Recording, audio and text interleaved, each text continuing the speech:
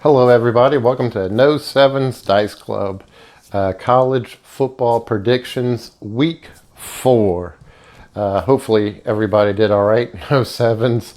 Tried to go for the gusto, instead of breaking even, and he went ahead and lost. So he finished last week at 2-3.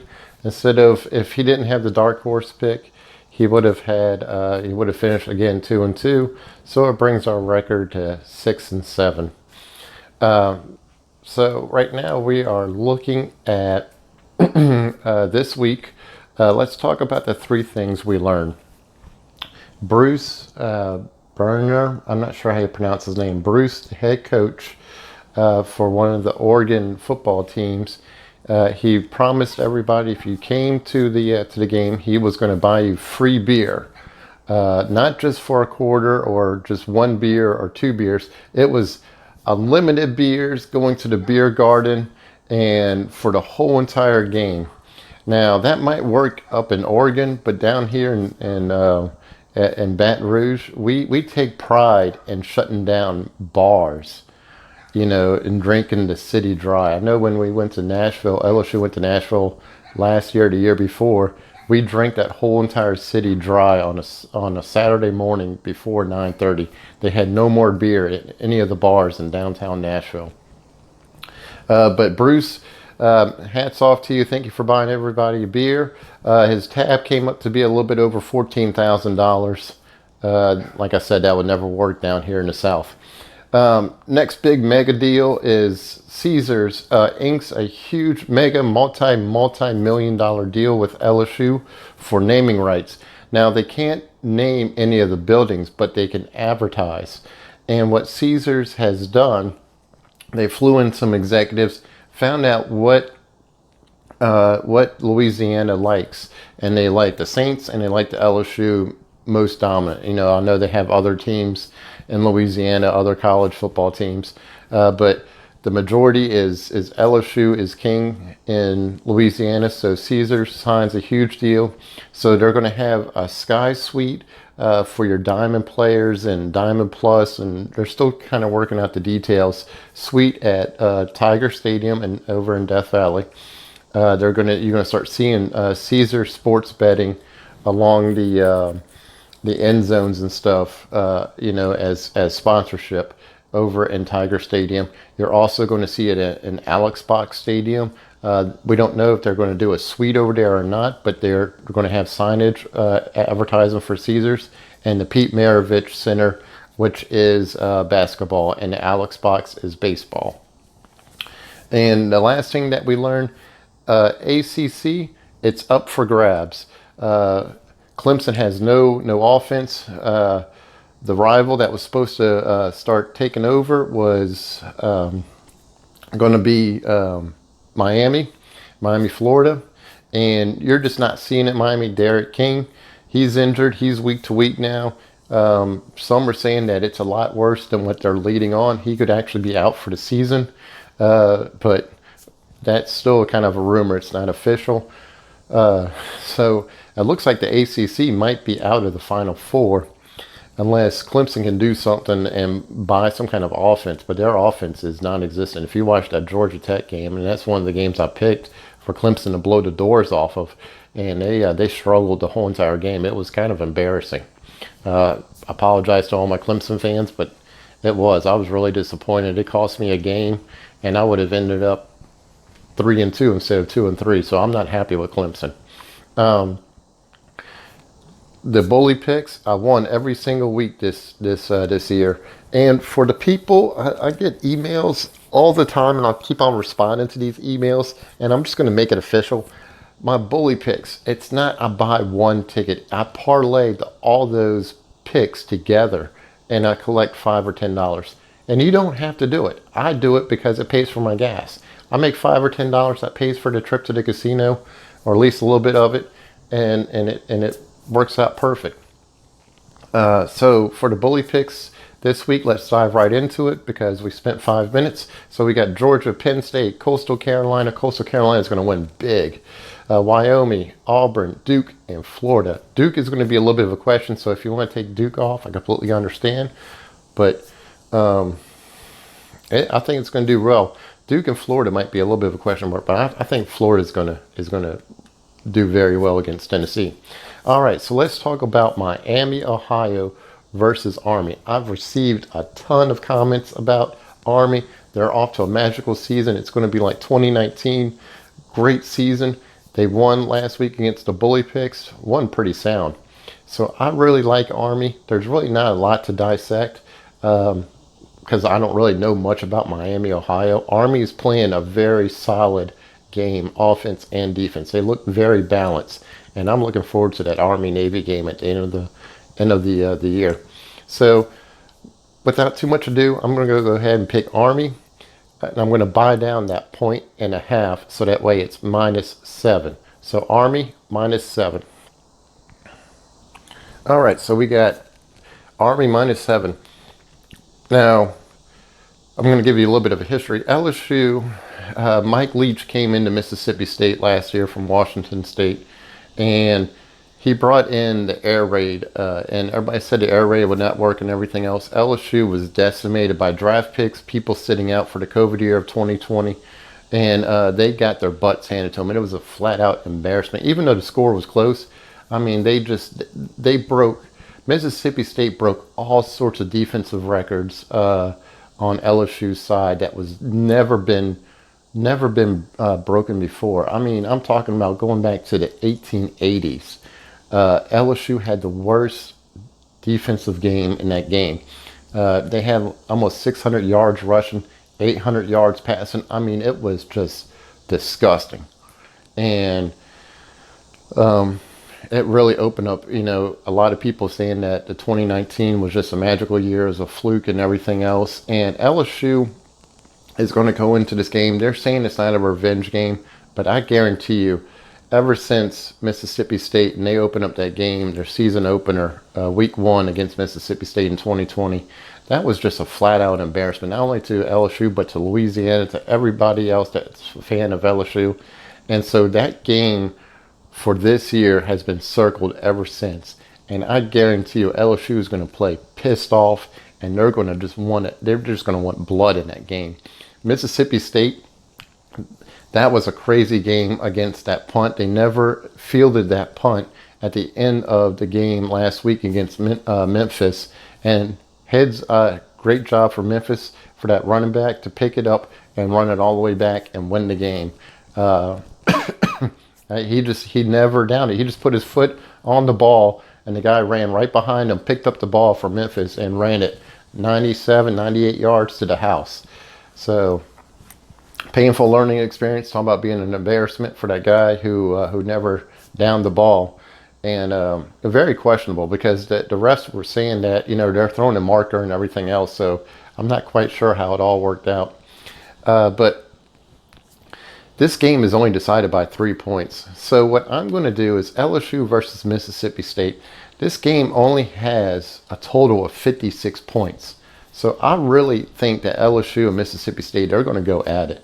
And I really do believe that this is going to be an over. So I normally don't pick overs and unders, but I'm going to pick an over in this game. For 56.5 points, I definitely see an over in this. I see this being around 65, 70 points. So we're going to take LSU and Mississippi and go with the over. All right. Real quick, too, speaking of southeast Louisiana, we had a cold front that blew through yesterday, and this is my favorite time of the year, no matter whether I'm in southeast Louisiana, anything. But if you can ever get the temperatures in the low 70s for your high with humidity around 20-30%, it's a gorgeous day. Not a cloud in the sky.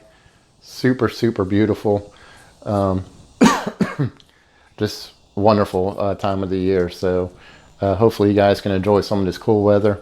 You guys know what I'm talking about. If you've ever been in low 70 degree weather with a nice cool breeze and 20-30% humidity, it's like heaven. But enough of that. Enough ranting. We got games to focus on. Notre Dame versus Wisconsin. I really like this game. This game is where Notre Dame is going to fall down flat on their face. They've been struggling, and we're going to expose them for who they really are. Notre Dame fans, I apologize, but this game is going to be a wake-up call to you. Wisconsin plays a very, very physical defense. just like Penn State does. And I really like Wisconsin. The only thing that scares me is not the defense of Wisconsin, it's their offense. They haven't scored, they haven't scored a single passing touchdown in the past 2 games. That's a little bit of a question mark. But I really do like Wisconsin. I think this is going to be an upset for Notre Dame. And I really do think that Wisconsin's going to pull this game out. I really do like the -6.5. If it's over 7, when you pick this game, I wouldn't pick this game if it's over 7 for Wisconsin. But at -6.5 for Wisconsin, I really like this game. Notre Dame is really going to struggle against Wisconsin's defense.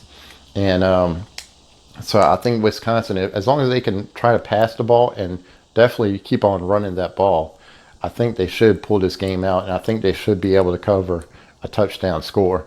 So I really like Wisconsin in this. I like the -6.5. I think they're going to win. If you recall, 2 weeks ago I said Notre Dame. We're done with Notre Dame. We're never going to pick Notre Dame because they do not cover. They're not going to cover in this game either. They're going to struggle against Wisconsin's defense, and I think this is where Notre Dame's going to make that exit that everybody keeps on hoping that they make the Final Four. I think this is the game that's going to prove to everybody that Notre Dame doesn't belong to be in the Final Four. So let's go ahead and take Wisconsin, -6.5. Alrighty, so the next game is Georgia State, not Georgia, Georgia State versus Auburn. If you watch that game, for the Auburn-Penn State game, great representation of the Big Ten and the SEC playing in that game. The refs were horrible. I don't know why they picked those refs. Those refs are the worst refs for the SEC, and to be represented by those refs is atrocious to be from the SEC. Anyway, that targeting call, when he was on the ground and he was leaning with the shoulder at the very end of the game, I think it was number 9 for Auburn, that was not a targeting call. If anything, that should have been a 15-yard penalty if you're going to call it. He should have never been ejected. Turned the whole entire game around. And then on top of it, Auburn throws a pass. The guy gets tackled pretty much, pulled down, while the ball is in the air for the end zone for Auburn to catch it to almost tie the game late in the fourth quarter. And there's no pass interference call. It reminded me of a lot of the NFC Championship with the Saints, where the guy gets tackled when they were playing the Rams, and there was no call. Very, very bad officiating crew. In fact, it was so bad that the SEC commissioner and everybody else wrote a letter apologizing how bad the officiating crew was. Hopefully they get banned, get fired, whatever. They are probably one of the worst crews to have for the SEC. But enough about the gripes. Auburn's going to come into this game. They're going to play pissed off. I'm surprised this game isn't a -35, because Auburn is looking to kill somebody right now because they thought they were robbed of that game. And I don't blame them. They had a couple very questionable calls at the end of that fourth quarter for the Penn State game. So I expect Auburn to come in here, cover those 27 points. I expect Georgia State to collect 7 to 10 points in garbage time in the fourth quarter. But Bo Nix, the quarterback for Auburn, and the offense and that defense is super strong. You know, Smoke Monday and everybody else is going to do really well for Auburn. And this is going to be a tune-up game because they got some SEC competition coming up. So they're really going to tune everything in. I do see Auburn covering this 27 points. Like I said, I see the score kind of being like the LSU scores when they were playing the lesser opponents, around 40 points and 10 points. So I do see Auburn covering this. Like I said, Georgia State's going to make this a little interesting with the point spread going into the fourth quarter during garbage time. So we're going to go ahead and take Auburn -27. All right. If you've been following Arkansas lately, it's I don't know if you guys, how long you guys or who watches this channel, but if for all my older people, if you remember the SWC, the Southwest Conference, that was when they had Arkansas, Texas, Texas A&M. They had a whole bunch of them, Oklahoma State, Anyway, I'm not going to go through the whole entire thing. But Arkansas has been playing a lot of the SWC schedule in these past few weeks. They played Texas, blew out Texas. And now they're playing Texas A&M. This is going to be held in Jerry's World over in Dallas and Arlington. And Texas A&M is -4.5. I don't know if their starting quarterback, has come back yet, but I know that they're having a lot of success right now, doing really well, but they really haven't faced any stiff competition. Arkansas has a great defense. I don't know where this defense has showed up, but they really attacked the transfer portal. And the head coach, I can't think of his name right now for Arkansas, said that he really wanted to go after the transfer portal this offseason, and that's what he did. He went after and found elite talent in that transfer portal. I'm kind of jealous because I wish that I went to LSU, but my hat's off to Arkansas. They're building something in Arkansas, and people in the SEC are starting to take note of what they're building, and they're actually going to. They're looking like Arkansas in the early 2000s when they had Darren McFadden and all those running backs, and they were a force to be reckoned with. Well, Arkansas is starting to make that same recognition, starting to be a force, not on offense, but on defense this time. And I think that this is really going to give Jimbo Fisher, the head coach for Texas A&M, an interesting perspective. He's a great offensive coach, a great offensive-minded play caller. And Arkansas has got a solid defense, and they can score on top of it. They're not afraid of scoring points quickly. They had what was it, on Texas they scored, or it was one of the opponents, it was Rice where they scored 3 touchdowns, and I think it was less than 3 minutes or 4 minutes, something like that. It was crazy at the end of the game. I mean, they're not afraid to pour it on when they need to pour it on. I really like this game. Arkansas usually plays pretty well in this game. It's a very physical game. This is like just two trains just slamming into each other. And I think last year Texas A&M won this game by a couple of points, and it wasn't by much. So I really like Arkansas in this and their defense to hold Texas A&M's offense. And for me to have a -4.5, I really like this. So if it comes down to less than 3 points at the time when you pick this game, I wouldn't pick this because it would be more of a pick 'em. But at 4.5, I really like Arkansas to take the points plus, Arkansas plus 4.5 points is what I'm trying to say. But that's pretty much going to wrap it up, guys. I know I went over my time. I like to keep it at 15 minutes. I'm at 18 minutes, so I'm not going to do a lot more talking. Hopefully we have a great week. I'm ready for something to give. Going into the 4th week, I've been breaking even. Had my first losing week last week, and I'm ready to get this year cranked up. I'm still trying to chase that magical year of 2019 where I only lost 11 games and I won 30. That was a very magical year, made a ton of money. So I'm trying to get back there. Hopefully I'm just getting all the rough stuff out the way. Like when you're playing craps, you get all those 7s out the way on the come out, and then you have a 90 roll and you win a ton of cash. Well, that's what I'm hoping to do. I'm hoping to start to back up the truck, start making some money, start making you guys some money. And I wish you guys lots of luck. Watch those football games.